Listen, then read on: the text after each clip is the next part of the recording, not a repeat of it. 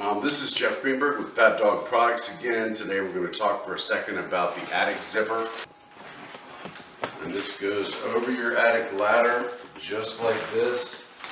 Opens with a really heavy duty HK zipper that goes around. You unzip the product, do your business in the attic, zip it back shut, and we're here today to show you that not only does this not leak, but it basically has zero infiltration and exfiltration at 500. We've talked about this product with a lot of guys from BPI and ResNet, Energy Auditors, HERS, Raiders, and something that comes up over and over again is whether or not we have tested this for an R factor, and secondly, and more importantly, for air infiltration and exfiltration inside and outside of the conditioned space of your house.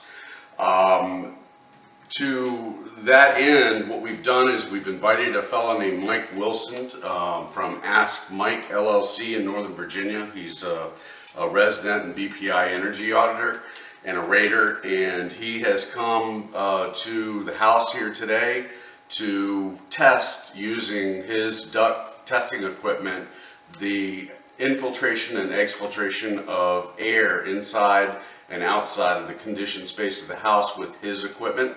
And let's go ahead and move to that part of the video.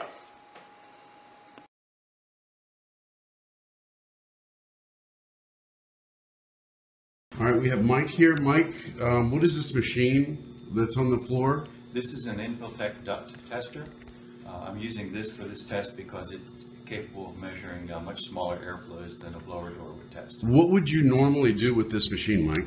This would normally be attached to a HVAC duct system to measure the leakage of that duct system. In this case, we've adapted it to attach over top of your attic zipper so that I can measure the leakage through the door with and without the zipper. Okay, so we have this contraption behind you, and this device was made by a company called Attic Zipper.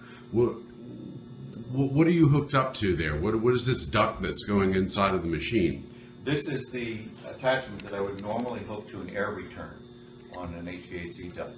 In this case, you've built a box, an airtight box sitting over top of the attic ladder and zipper so that I can measure the air leaking up through the ladder and zipper. Okay, I'm going to go ahead and start the pressure test now with the zipper open, and this would be what a normal attic door would look like. Although this one's brand new, installed on a very flat surface, and it's exceptionally tight. So the number we get here is probably going to be better than you find in anybody's home anywhere. Again, I'll be running the pressure up to 50 pascals, which is a very, very low amount of pressure. Roughly what you would feel if a 25-mile-an-hour wind was blowing on the side of your house. That is a standard pressure for house leakage testing. If anybody does a blower door test, the number they get from that will be comparable to the number that we're going to get from this for just the door.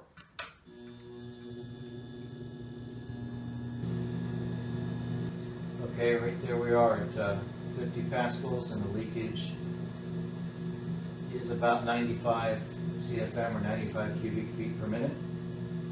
The equivalent leakage area, believe it or not, for this nice tightly fitting door is 12.8 square inches. So this is equivalent to having a 2-foot wide window open half an inch year round. And this is a really good fitting door.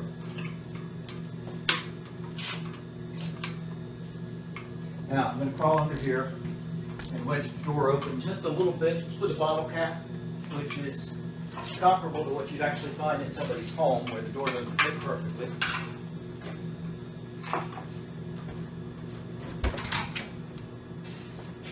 And oftentimes worse than this, you can actually see daylight through them, but just go with what we've got here.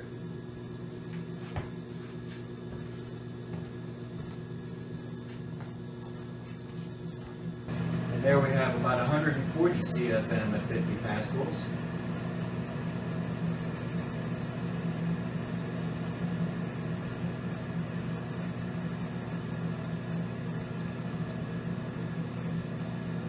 And that is equivalent to almost 19 square inches of leakage area from that door, and it's only out of square about 3/16 of an inch. So it's pretty bad. A really tight house, overall the entire leakage for the house is going to be about 1,500 CFM for a very well-built mid-sized home. So this number that we're getting here is almost 10% of leakage for an entire well-built home. All right, let's go ahead and close the zipper and rerun the test. Okay, the zipper's closed, the door is closed, the bottle cap is out. I'm going to rerun the test now and see how much it leaks with the zipper in place.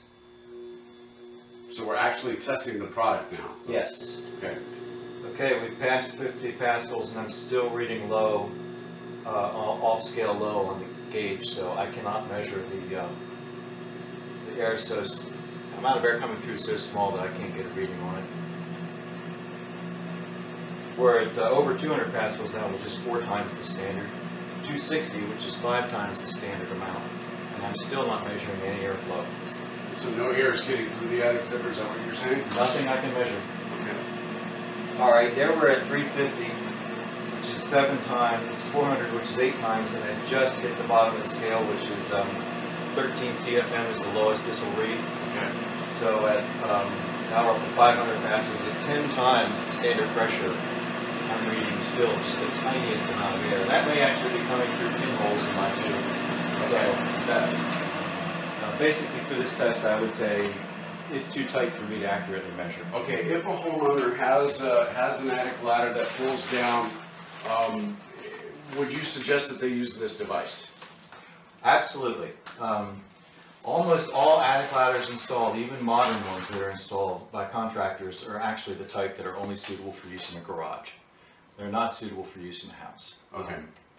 And repairing them helps a little bit, but there's really no good way to get the proper amount of insulation around an existing attic ladder because the steps are in the way. Mm-hmm. So even if you try to air seal the ladder, it's going to warp, air's going to leak past it anyway, and you can't insulate it.